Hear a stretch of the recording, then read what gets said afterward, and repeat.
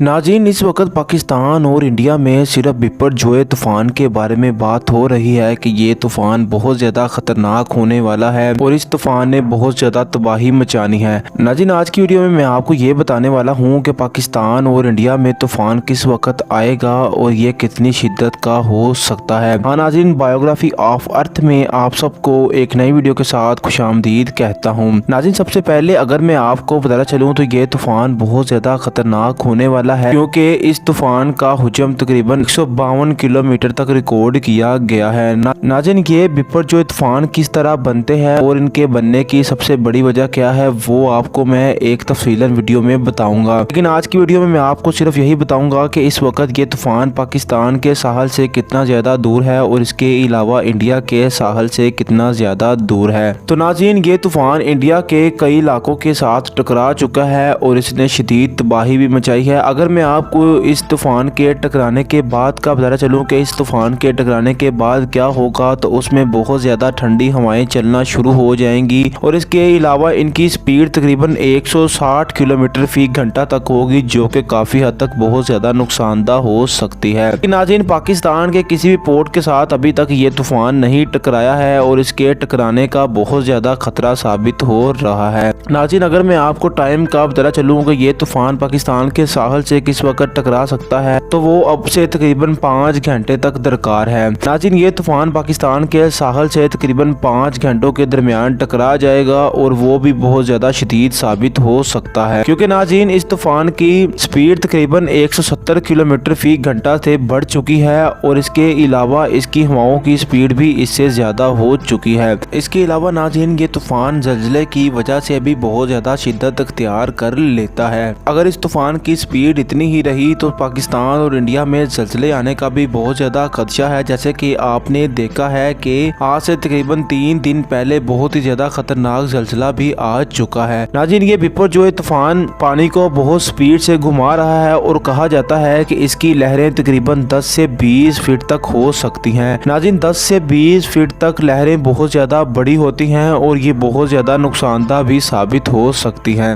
पाकिस्तान और इंडिया की आर्मी भी इससे लड़ने के लिए खुद को तैयार कर चुकी है, लेकिन कुदरत का मुकाबला इस पूरी दुनिया में मौजूद नहीं है। तो नाज़रीन, मैं आपको एक तफसीली वीडियो में ये बात बताऊंगा कि ये बिपरजॉय तूफान कैसे बनता है और इसके बनने की वजह क्या है और ये कितनी शिद्दत इख्तियार कर सकता है। नाज़रीन, अब आने वाला बिपरजॉय तूफान पाकिस्तान और इंडिया की तारीख का सबसे बड़ा तूफान माना जा रहा है। तो नाज़रीन, चंद तदाबीर जो कि आपके लिए करना बहुत ज्यादा जरूरी है। नाज़रीन, बेवजह अपने घर से निकलने से इज्तनाब करें और इसके अलावा बारिश में नहाने से भी इज्तनाब करें और समुद्रों के पास जाने से भी इज्तनाब करें। तो नाज़रीन, मुझे उम्मीद है कि आपको ये वीडियो बहुत ज़्यादा पसंद आई होगी। मिलेंगे ऐसी एक शानदार वीडियो में, उस टाइम के लिए अल्लाह हाफिज़।